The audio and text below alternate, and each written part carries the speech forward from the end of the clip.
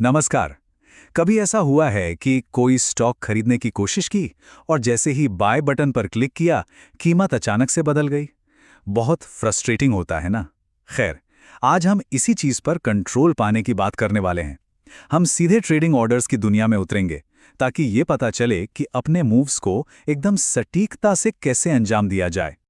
जरा सोचिए, 50 रुपए पर एक स्टॉक दिख रहा है, बाय पे क्लिक किया और बूम, ऑर्डर फिल हुआ 50 रुपए 10 पैसे पर। अब सुनने में ये कोई बड़ी बात नहीं लगती, लेकिन यही छोटे छोटे अंतर समय के साथ बहुत बड़े बन जाते हैं। ये कोई गड़बड़ नहीं है, इसे ट्रेडिंग में स्लिपेज कहते हैं और हम आगे समझेंगे कि इसे कैसे मैनेज किया जा सकता है। देखिए, ट्रेडिंग में हर फैसला एक बहुत ही बुनियादी चुनाव पर आकर रुकता है। क्या बनना है? एक तेज स्प्रिंटर जिसे बस फिनिश लाइन पार करनी है, कीमत चाहे जो भी हो, या फिर एक रणनीतिकर जो सही मौके का इंतजार करता है। ये स्पीड बनाम प्राइस कंट्रोल की एक क्लासिक दुविधा है और पहला फैसला यहीं से शुरू होता है। तो शुरुआत करते हैं उस ऑर्डर से जो रफ्तार के शौकीनों के लिए है, मार्केट ऑर्डर। इसको ऐसे समझिए कि अपने ब्रोकर को कहा जा रहा है, मुझे ये स्टॉक बस अभी चाहिए, कीमत जो भी मिले कोई बात नहीं, मुझे इस ट्रेड में एंट्री दिला दो। ये ट्रेडिंग का सबसे तेज तरीका तो है, लेकिन जैसा हम आगे देखेंगे, इस रफ्तार की एक कीमत चुकानी पड़ती है। तो यहाँ डील क्या है? मार्केट ऑर्डर के साथ ये गारंटी तो लगभग पक्की है कि ट्रेड पूरा हो जाएगा, और वो भी बिल्कुल बिजली की तेजी से। लेकिन इसमें एक कैच है, कीमत पर कोई कंट्रोल नहीं रहता और यहीं पर स्लिपेज का रिस्क आ जाता है। वही परेशान करने वाली चीज जहां उम्मीद से थोड़ी खराब कीमत मिल जाती है। इस पर हम थोड़ी देर में और बात करेंगे। अब अगर रफ्तार से ज्यादा कंट्रोल को प्राथमिकता देनी है, तो पसंदीदा हथियार होगा लिमिट ऑर्डर।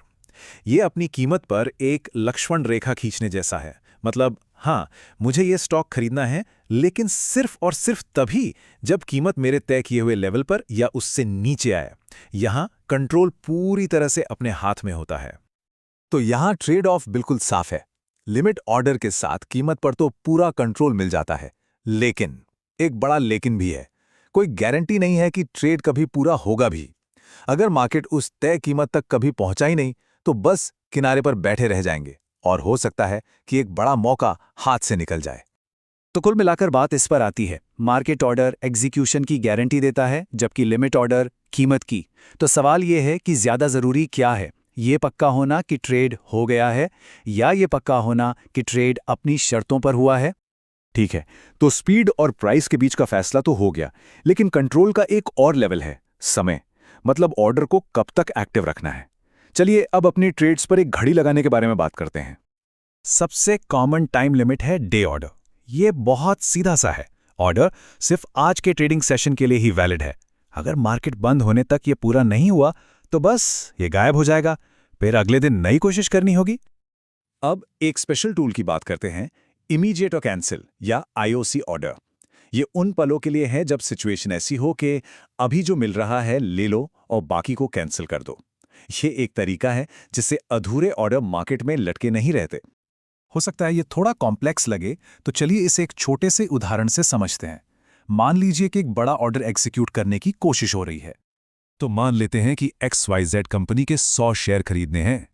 लेकिन ठीक उसी मोमेंट पर जिस कीमत पर खरीदना है, उस पर बेचने के लिए सिर्फ 50 शेयर ही अवेलेबल हैं। एक आईओसी ऑर्डर के साथ क्या होगा? ब्रोकर उन 50 अवेलेबल शेयरों को तुरंत खरीद लेगा और बाकी 50 शेयरों का जो ऑर्डर था वो फौरन कैंसिल हो जाएगा। नतीजा, कोई अधूरा ऑर्डर मार्केट में नहीं बचा और अब मार्केट की बदलती सिचुएशन की चिंता किए बिना अगले मूव पर फोकस किया जा सकता है। याद है, हमने शुरू में उस 10 पैसे के फर्क की बात की थी। अब वक्त है उस छिपे हुए दुश्मन पर वापस जाने का, स्लिपेज। अगर सावधानी न बरती जाए तो ये मुनाफे को खा सकता है, खासकर जब मार्केट ऑर्डर का इस्तेमाल हो रहा हो। तो आखिर ये स्लिपेज है क्या? सीधी सी बात है, ये उस कीमत के बीच का अंतर है जिसकी उम्मीद थी और वो कीमत जो असल में मिली। हमारे शुरू वाले उदाहरण में वो जो 10 पैसे का फर्क था, वही स्लिपेज था। इसे ट्रेडिंग का एक ऐसा टैक्स समझिए जिसे कंट्रोल करना सीखा जा सकता है। तो सवाल उठता है, ये होता क्यों है? क्या मार्केट हमारे खिलाफ काम कर रहा है? नहीं, बिल्कुल नहीं। इसके पीछे कुछ बहुत ही लॉजिकल कारण है। स्लिपेज के 3 मेन विलन हैं।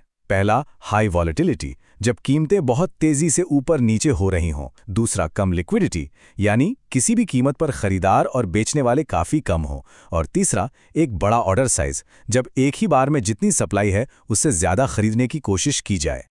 लेकिन अच्छी खबर यह है कि इस छिपी हुई कॉस्ट से लड़ा जा सकता है। स्लिपेज से बचने के लिए ये रहा एक 4 स्टेप वाला टूल किट। पहला, लिमिट ऑर्डर्स का इस्तेमाल करें।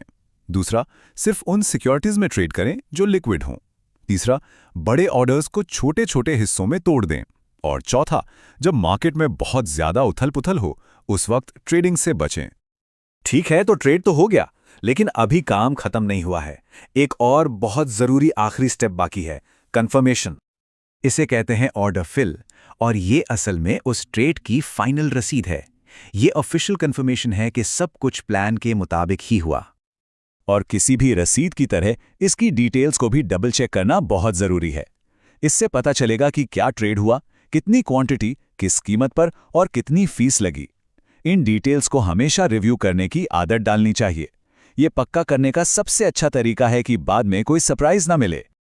तो दिन के आखिर में सबसे बड़ा सबक ये है, एक कामयाब ट्रेडर बनने का मतलब सिर्फ ये चुनना नहीं है कि कौन सा स्टॉक खरीदना है।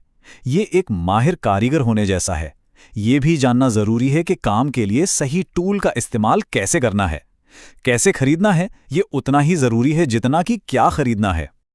तो अब जब ये सारे टूल्स पता हैं तो सवाल ये उठता है, कौन सा ट्रेडर बनना है? क्या स्पीड को प्राथमिकता देंगे ताकि हमेशा एक्शन में रहें, या फिर कीमत को और अपने एंट्री पॉइंट्स को पूरी सटीकता के साथ चुनेंगे? देखिए, इसका कोई सही या गलत जवाब नहीं है। बस वही जवाब सही है जो अपनी ट्रेडिंग स्ट्रैटेजी के लिए सही हो।